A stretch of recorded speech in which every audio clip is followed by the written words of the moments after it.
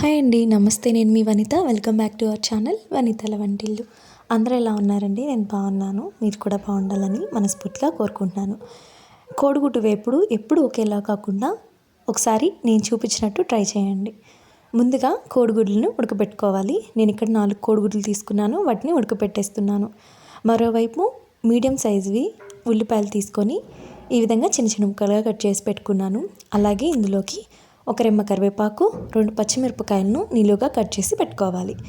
ఇప్పుడు కోడిగుడ్లు ఉడికాక పైనున్న పెంకు మొత్తం తీసేసుకోవాలి. పైనున్న పెంకు తీసేసి ఇప్పుడు ఈ ఎగ్స్ని ఎగ్ వైట్ సపరేట్గా, అలాగే ఎల్లో పార్ట్ సపరేట్గా తీసి పక్కన పెట్టుకోవాలి. చూసారా? ఈ విధంగా తీసి పక్కన పెట్టుకున్నాక ఇప్పుడు ఎగ్ వైట్ని చిన్న చిన్న ముక్కలుగా కట్ చేసుకోవాలి. నిలువుగా కట్ చేసుకోండి.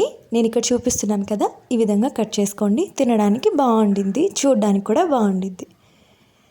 ఈ విధంగా కట్ చేసి పెట్టుకొని పక్కన పెట్టేసి ఇప్పుడు బాండీ పెట్టుకొని ఆయిల్ వేస్తున్నాను. ఒక 2 స్పూన్లు వేసాను ఆయిల్.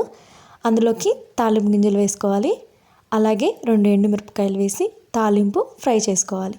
తాలింపు కొంచెం వేగాక అందులోకి కట్ చేసి పెట్టుకున్న ఆనియన్స్, అలాగే పచ్చిమిరపకాయలు, దాంతోపాటు కరివేపాకు కూడా వేసుకొని బాగా ఫ్రై చేసుకోవాలి. ఈ ఫ్రై ఒకసారి కనుక మీరు తిన్నారంటే ఇలాగే చేసుకొని తినాలి అని అనిపిస్తుందండి. టేస్ట్ చాలా బాగుండిద్ది. తప్పకుండా ట్రై చేయండి. ఆనియన్స్ కొంచెం మగ్గాక అందులోకి ఒక 1/2 టీ స్పూన్ అల్లం వెల్లుల్లి పేస్ట్ వేసేసి ఫ్రై చేసుకోవాలి. ఇప్పుడు ఇందులోకి పసుపు, రుచికి సరిపడా సాల్ట్, 1.5 స్పూన్ కారం వేస్తున్నాను. ఇది నార్మల్ కూరలో వేసే కారమేనండి. వేసేసి ఒకసారి అంతా బాగా కలిపేసుకోవాలి. ఈ కారం ఇదంతా కొంచెం వేగాక ఇప్పుడు ఇందులోకి ముందుగా మనం కట్ చేసి పెట్టుకున్న ఎగ్ వైట్ పీసెస్ వేసుకోవాలి. వేసేసి ఈ కారంలో ఈ ముక్కలు బాగా కలిసేటట్టు కలుపుకోవాలి. అదేంటి ఓన్లీ వైటే వేసారు, ఎల్లో ఎప్పుడు వేస్తారు అంటారు కదా. ఎల్లో వేసేసి కలిపామంటే మొత్తం ముక్కలు చిదురు చిదురు అయిపోతాయండి. అందుకని చెప్పేసి ఇవి కొంచెం ఫ్రై అయ్యాక అప్పుడు ఎల్లో పార్ట్ అనేది వేసుకోవాలి. చూసారా? ఈ విధంగా కొంచెం సిమ్లో పెట్టేసి ఫ్రై చేసుకోవాలి.